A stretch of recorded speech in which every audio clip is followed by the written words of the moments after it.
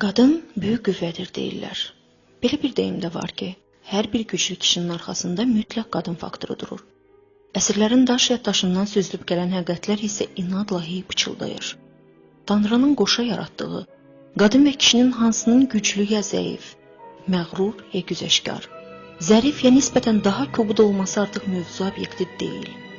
Müasir qadın cəmiyyətdə istər şüşə tavan siyasətini, istər kişi lobbiçiliyini, İstərsə də istənilən digər maneəni bəlkə də başqalarına zəif görünəcək qədər zərif çiyinləri ilə, baxışları ilə, əzəməti ilə dəf etmək iqtidarındadır. Bu da ulu zamanənin keşməkeşlərini mətanətlə dəf edən Azərbaycan qadını. Ala gözlərində, inci dodaqlarında zəriflik harmoniyası yaradan, özündə ana tombisin, sarı xatmın, natavanın, həcərin qüdrətini və hikmətini yaşadan müqəddəs varlıq, şərqin və qocaman Avropanın. Sənə həsəd aparacağı təkcə bu keyfiyyətlər deyil.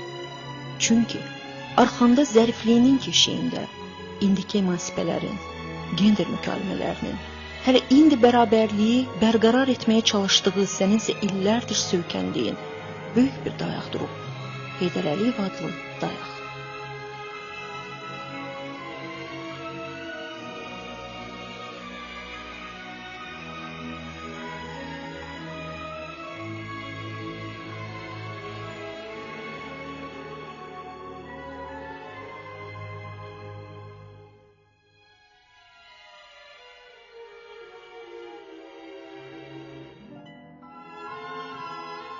Deyirlər ki, onu zaman seçib. Ancaq zərgər dəqiqliyi ilə seçməyi onun özündən yaxşı kim bacarırdı ki? Yox, o özü seçimini etmişdi. Azərbaycanın tarixinin çox mürəkkəb, qaynar bir dövründə öz taleyi yüklü mühürünü vurmaq üçün. 70-ci illərdən başlayaraq Respublikada qadın hərəkatı mütəşəkkil forma aldı.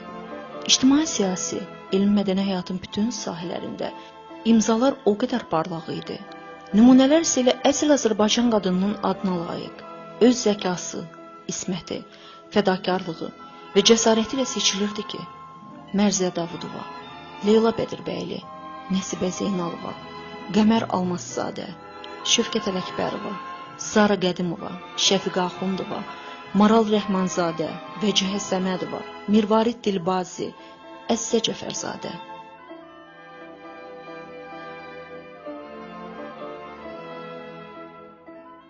O nümunələr o qədər parlaq idi ki, onlar bütün cəmiyyət üçün maraqlı idilər, onlar bir qürur mənbəyi idilər və demək olar ki, bax bu strategiyanın hardasa özülü idi ki, elə bir cəmiyyət üçün elə bir faydalı, elə bir lazımlı, elə bir peşəkar insanlar aşkarlayıb onlara imkan yaratmaq ki,